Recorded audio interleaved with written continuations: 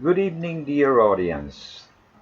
This is 95.5 FM Radio Concepto from Buenos Aires presenting And a Time to Smile, my radio program that is broadcast every Saturday from 8:30 to 9 p.m. in Buenos Aires, from 7:30 to 8 p.m. in Boston, and uploaded in my YouTube channel Humor de Osvaldo some hours later.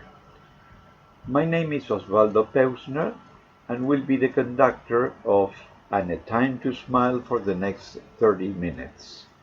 Bruno Barrios will be in charge of all technical matters within the studio and in the air. This program number 4 is entitled We'll All Go Together to remember a song by that title composed by Thomas Andrew Lehrer, better known as Tom Lehrer, an American musician, singer-writer, satirist, and PhD in mathematics from Harvard. As I've already told you in previous occasions, this program deals with philosophy, literature, humor, and real life. But before we get to the topic, I wish to thank my Buenos Aires American Community School class of '63 for being there and listening to my radial attempts, and to my MIT class of '67 for being as kind as to chaperone my radial utopia. In my previous programs, I tried to remember the codes that were successful in structuring healthy and peaceful societies in the past. Quite easy, isn't it? Thus, we started with the code designed by King Hammurabi, the Babylonian king, in 1750, before the Common Era.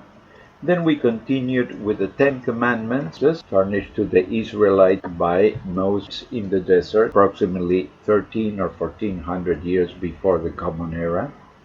Then we moved to China, where Confucius taught his Analects some 500 years before the Common Era. And then we continued with Jesus developing his 2 commandments based on the 10 commandments in the first decades of this era.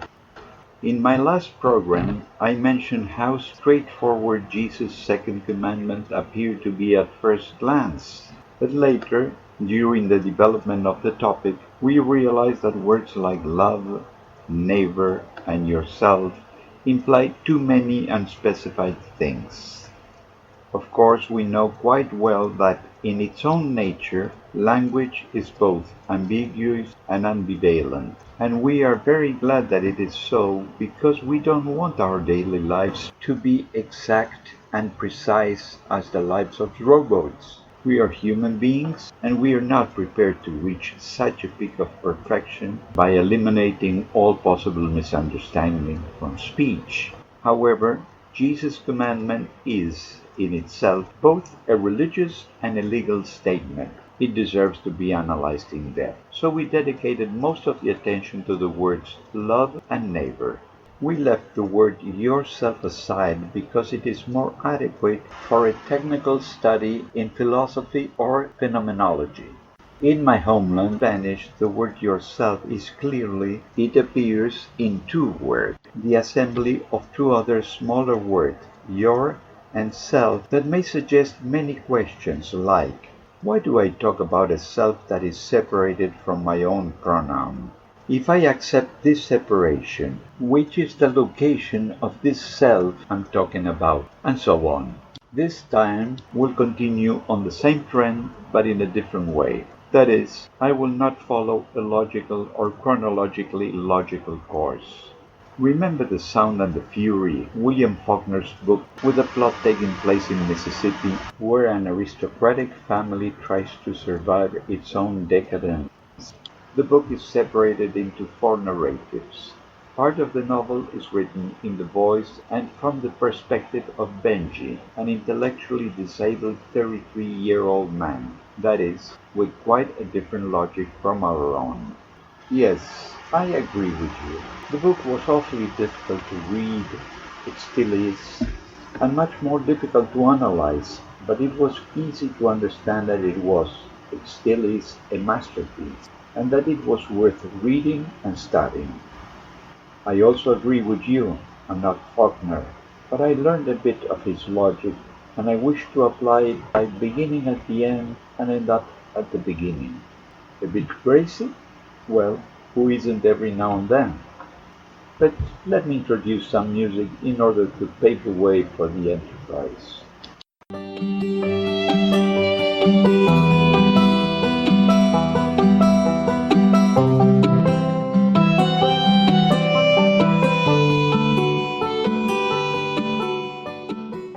Of course I feel guilty one more time in my life. I can see Aristotle pointing at me, that I should not forget his Poetics. Remember the book on the structure of tragedy that we were so fond of in the Western world? We love it. We love tragedy, actually. What happened with the book on comedy? It got lost, of course. Many years back, when David Lodge, an excellent English writer who satirizes academic life, came to Buenos Aires, actually he came to our small MoMA where I taught humor, I asked him why we have such a tendency to prefer tragedy rather than comedy, like Shakespeare's tragedies rather than his comedies, or among the Greeks, tragic playwrights like Aeschylus, Sophocles, and Euripides rather than comical Aristophanes. And Mr. Lodge answered, well, Aristotle lost his comedy.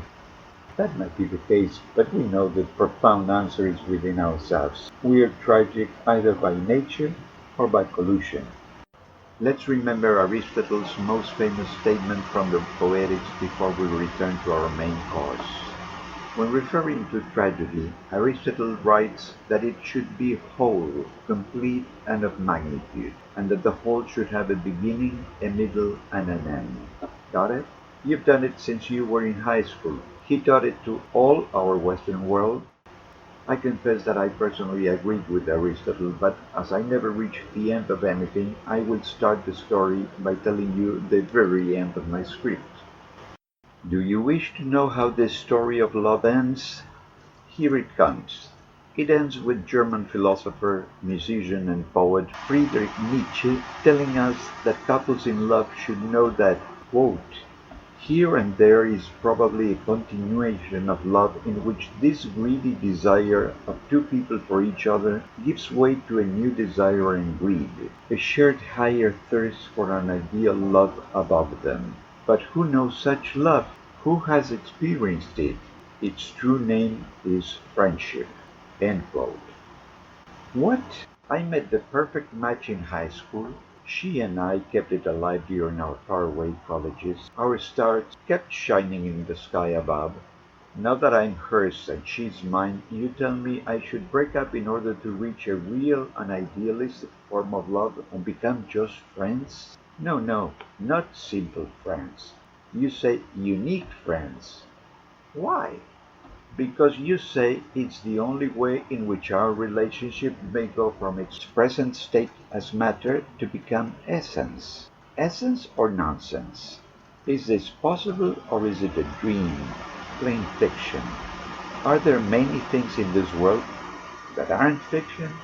Well, let's try. It's not a lack of love but a lack of friendship that makes unhappy marriages, tells us Nietzsche. Yes, of course, Friedrich. But what you call love is just as difficult as the love in Edgar Allan Poe's poem Annabel Lee. We loved with a love that was more than love. I am my Annabel Lee. Oh no. Nietzsche would not like the expression my Annabel Lee. There should not be any terms that suggest possession in the topic of love, like mine, yours, his, hers, and so on. All right, Nietzsche is the end of the story. Let's move on. We could find the previous stage in Dostoyevsky's theory of love as he displayed it in his novel The Karamazov Brothers. Just as in the Gospel, where St. John tells us that love comes from God, for he is love, thus, every time two people love one another, God lives in us and is made complete in us. That is, God lives in us. Well, almost perfect. But people frequently fail. It is hard to be divine while walking in this world, in particular because our spark of love is sometimes very weak. What do you do then? Dostoyevsky doesn't have an answer, but a fantastic question written as The Great Inquisitor, a chapter of the novel Brother Karamazov. We need an institution to remind us to love, and in Christendom that institution is called the Church. Wow! The next step backwards towards the origin comes from 1956, The Art of Loving, a 133-page book written by ERICH FROMM, a social psychologist, psychoanalyst, sociologist, philosopher, democratic socialist, a German and a Jew. Yes, too many things for only one being so far away from Renaissance when people could be complete. Fromm told us that the song Can't Help Falling in Love was wrong when Elvis sang. Wise men say only fools rush in, but I can't help falling in love with you. Take my hand, take my whole life too, for I can't help falling in love with you. Fromm taught us there's no falling in love, spontaneous and ephemeral condition, but that there should be a permanent state of being, of the being of beings that is called love. But it's not quite love, but loving.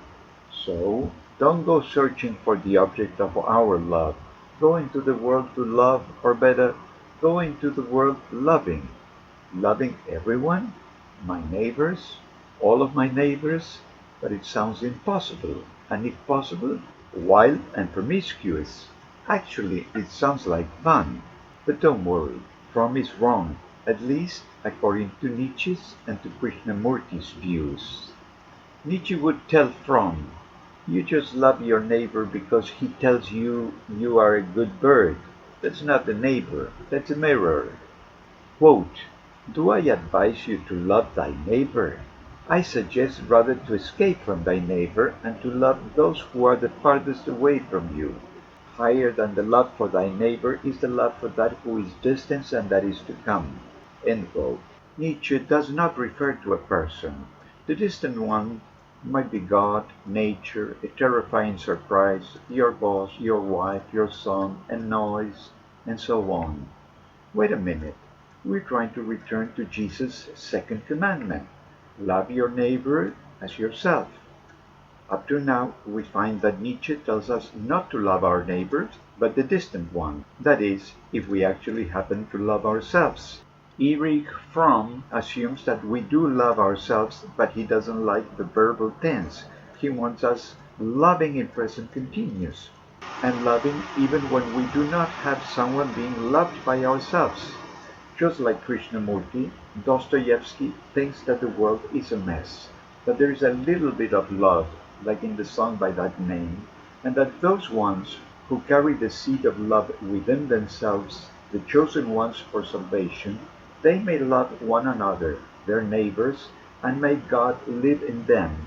But even those require the presence of the church to remind them to love and to show them their neighbors, even if they don't love, as Krishnamurti thinks, even if their neighbor is not worthy of being loved, because he's no more than an image, even if they don't have someone to love, as Erich Fromm writes and Paul Anka sings, and even if they don't love themselves as Nietzsche would suggest as one of the choices. But then there's Plato's Symposium, his dialogue on love, telling us his myth about the origin of man and woman. He tells us that there were like two of us put together.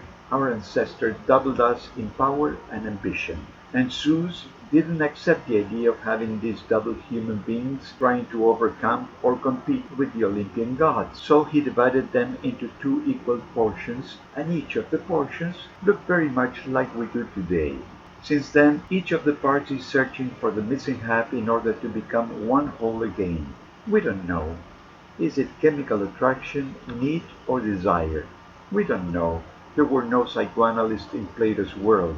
All we know is that when both parts found the missing half, they became one in a process called love. Aha! Then Zeus started the process of love, but he didn't start it with a kiss. Rather, he did it with a sword that cut the original beings into two equal portions that eventually could find themselves and become one through love. The original spark was not love but fury. Zeus' fury led to the condition that allowed us today to go into the world loving, or without any love whatsoever, searching for a neighbor that may deserve it or not, for a distant neighbor that certainly deserves it but is more difficult than the one close by, meeting with our missing pair to create love that will reach heaven in exchange for the original fury. All we have to do now is to call William Faulkner to help us understand the sound and the fury of our creation. And so much for today. Thank you for listening, and I hope that we'll meet again when I say next Saturday at 7:30 p.m. and a time to smile. Good night to everyone.